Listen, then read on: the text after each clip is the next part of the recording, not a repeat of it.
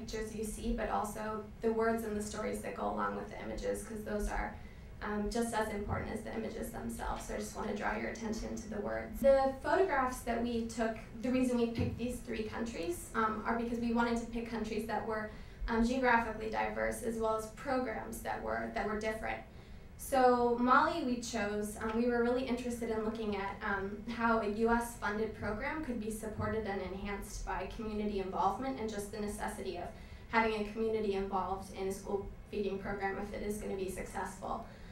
We selected Chile because it's really seen as a model school feeding program throughout Latin America and the world as well. There's an incredible amount of political will in Chile for their school feeding program, and so we wanted to highlight that. And then finally, we selected India in the back here, which is a public-private partnership between the government of India and the Akshaya Patra Foundation.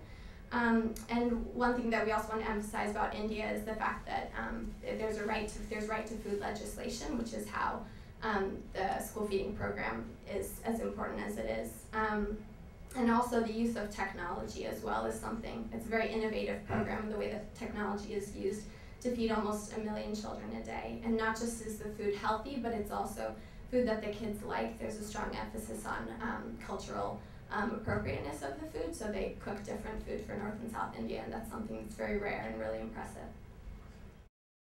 We're grateful this morning to have representatives from some of the organizations that are highlighted in this exhibit here this morning. We have Dorothy Fustel from USDA, where the program in Mali is supported by the McGovern-Dole School Feeding, which is a program of the U.S. Department of Agriculture, and also Doug Norell from Catholic Relief Services, which is the partnering organization, the implementing organization for the McGovern-Dole School Feeding Program in Mali.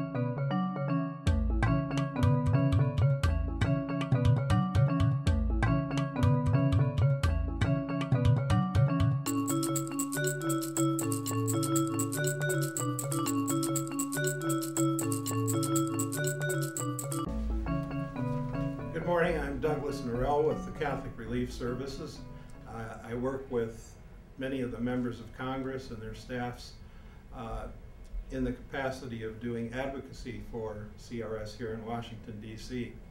I think Dorothy just stole my thunder, but let me try to recap it in a slightly different way. Catholic Relief Services is privileged to participate in the Food for Education program in Mali. It's one of the 3 poorest countries in the world, and that's one of the reasons why this program is so important. The program that we do in Mali, I think, might be described as a circle of hope. If we started tracing the circle, we would begin tracing the circle with the daily program of feeding that all of the students are able to participate in. As a result of this, they of course learn better. Not only that, they bring back to their parents the enthusiasm of this educational program. The parents in turn see that their kids are benefiting from the program and become more interested in it. Their interest is piqued, as Dorothy pointed out, especially when the children bring home a ration that is given to students who participate regularly in the program. That ration then benefits the family as a whole. But more than that, as these kids continue in school, and especially it's true of young girls, because otherwise without a program like this they might not be in school, they bring back information about health and sanitation that benefits their families and that benefits the entire communities. Well, we complete the circle when the community itself begins to see the benefit of this kind of activity, and the community starts participating from its own limited resources, food for the canteens, and they start building more schools. So there's a ripple effect. And actually Catholic Relief has participated in a complete educational revival in Mali as a result of programs like this. Let me close by pointing to something that you may not see in the pictures, and I compliment Elizabeth and Rachel and all who have taken the pictures and put this together. But there's another aspect of this, and it's at the center of the circle. Not that it's the most important thing, but it's a key part of it.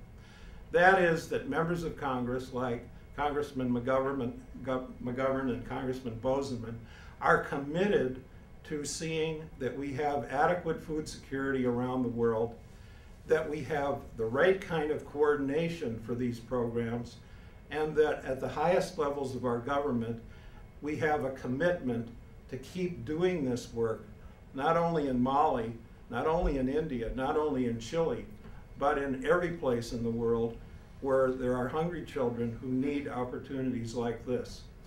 I want to thank them, and again I thank the sponsors and hosts of this exhibit, the Congressional Hunger Center, and all who have contributed, and I look forward to working with all of you as we continue to make the Circle of Hope a reality wherever we can. Thank you very much.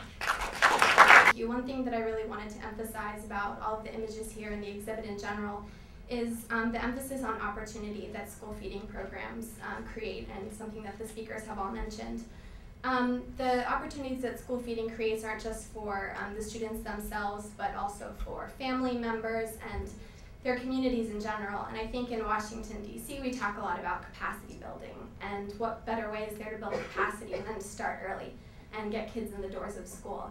And over the course of all the interviews that we did and listening to beneficiaries and implementers, I really think it seems that school feeding programs aren't just necessarily about about feeding children, but about removing one of the obstacles that prevents kids from getting through the doors of schools in the first place. So I just wanted to kind of emphasize that. So thank you all for coming, and please enjoy.